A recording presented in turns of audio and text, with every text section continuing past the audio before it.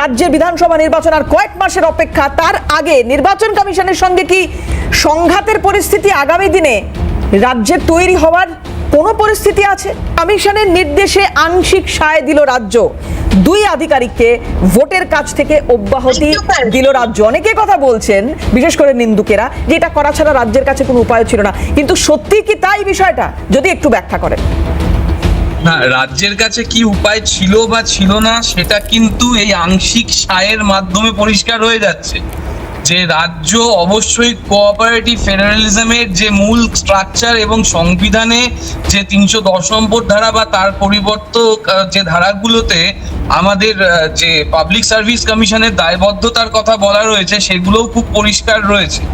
রাজ্য কেন্দ্রের যে কোঅপারেটিভ ফেডারেলিজম সেটাকে সম্পূর্ণ সহযোগিতা করেছে। এক্ষেত্রে রাজ্যের কাছে উপায় আছে বলেই রাজ্য এফআইআর করা থেকে ব্যাপারটাকে নিজের মতন করে ভেবেছে এবং রাজ্যের কাছে উপায় আছে বলেই তাদেরকে সাসপেন্ডও রাজ্য করেনি। ফলে রাজ্যকে এইভাবে যদি নির্দেশ দিয়ে কাজ করানোর চেষ্টা করা হয় তাহলে কিন্তু রাজ্যের যে স্বতন্ত্রতা, সেই স্বতন্ত্রতা আমাদের যে সাংবিধানিক যেভাবে ক্ষমতা ভাগ করা হয়েছে তিনটি তালিকার মধ্যে, কেন্দ্র তালিকা, রাজ্য তালিকা এবং যুগ্ম তালিকা, সেখানে কোথাও কেন্দ্রাতিক শক্তি হিসেবে কেন্দ্র সরকার একটা কর্তৃত্ববাদী রাজনৈতিক ব্যবস্থা তৈরি করছে বলে অনেক সংবিধান বিশেষজ্ঞ মনে করেন। এক্ষেত্রে সংবিধানের যে মূল এসেন্স, রাজ্যকে রাজ্যের মতন শাসন হতে দেওয়া, যেটা কেন্দ্রের আইনের বিরোধী নয়, তাহলে তাই যদি হয়, ইলেকশন কমিশন বিহারে কতজন আধিকারিককে জেলে ভরেছে আপনি একটু তথ্য দিতে বলুন তো। এত লক্ষ লোকের নাম আমি এই জায়গাটায় আসছি প্রদীপ্ত দা, আমি এই জায়গাটায় আসছি, কিন্তু রাজ্য, আপনি বলছেন রাজ্য সাসপেন্ড করেনি। রাজ্য যেমন সাসপেন্ড করেনি, রাজ্য কাজ থেকে কিন্তু অব্যাহতি দিয়েছে। তাহলে নির্বাচন কমিশনের যে বার্তাটা রাজ্যের কাছে, সেইটা কি কোথাও আংশিক হলেও মেনে নিল রাজ্য? কেন্দ্রের আইনকে মান্যতা দিয়ে রাজ্য যেটা করেছে সেটা হচ্ছে সংবিধানকে রক্ষা করা।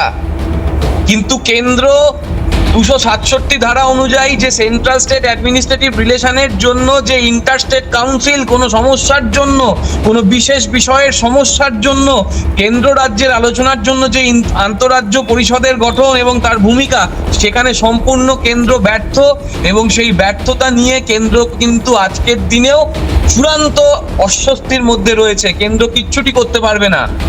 প্রদীপ্তদা, এটা বলা হচ্ছে, আমরা দেখেছি এর আগে ঝাড়গ্রামের সভা থেকে মাননীয় মুখ্যমন্ত্রী তিনিও যে কথা বলেছিলেন যে উদ্দেশ্য রয়েছে, এই পুরো বিষয়টার পেছনে উদ্দেশ্য রয়েছে একটা টেনশন ক্রিয়েট করে রাখা, এই ধরনের একটা পরিস্থিতি তৈরি করে রাখা, এই রাজ্যের মানুষকে, রাজ্যের শাসক দল বিশেষ করে তাদেরকে কোথাও অস্বস্তিতে ফেলার একটা চেষ্টা, সরাসরি সেই অভিযোগ ছিল। আমি মনিদার কাছে আসবো, আপনার কাছেও আসবো, কিন্তু তার আগে মুখ্যমন্ত্রী ঠিক কি বলেছিলেন এই বিষয়টি যখন সামনে এসেছিল, 4 জনকে সাসপেন্ড করার কথা, এফআইআর করার কথা, কি বলেছিলেন সেই সময় মমতা বন্দ্যোপাধ্যায়? একবার শোনাই। সরকারি কর্মচারীদের ভয় দেখানো হচ্ছে। কালকে আমার 2 জন অফিসারকে নোটিশ পাঠানো হয়েছে, কিনা তাকে সাসপেন্ড করা হলো।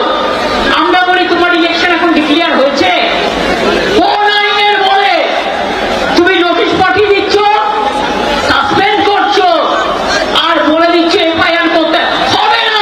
আমি কারো কোনো পানিশমেন্ট করতে দেব না, এটা মাথায় রাখবেন।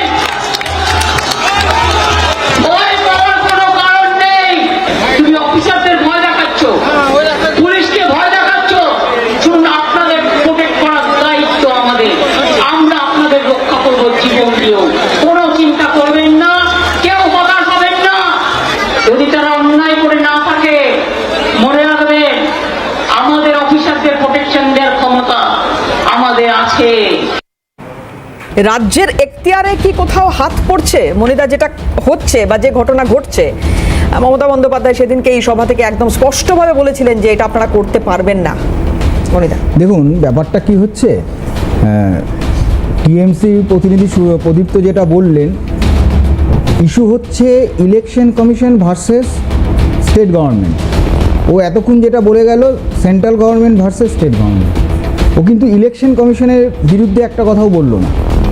ইস্যুটা তো ইলেকশন কমিশন, আর আমি ইলেকশন কমিশনের প্রবক্তা নই। সুতরাং এই ইস্যুতে পরবর্তী পদক্ষেপ কী হবে সেটা ইলেকশন কমিশন ঠিক করবে। প্রদীপ্তের দলের যে চিন্তাধারা সেটাই এখানে প্রকট হয়ে দাঁড়িয়ে।